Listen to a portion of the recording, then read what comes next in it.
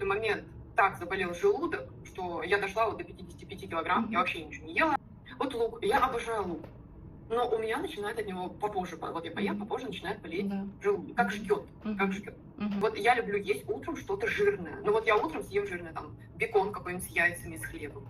Мне прекрасно утром.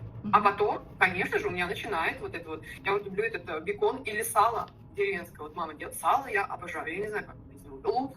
Ну, то есть, картошку, макароны я вообще не ем, рис я вообще не ем, каши я вообще никакие не ем, гречку я вообще никакую не ем. У меня из круп...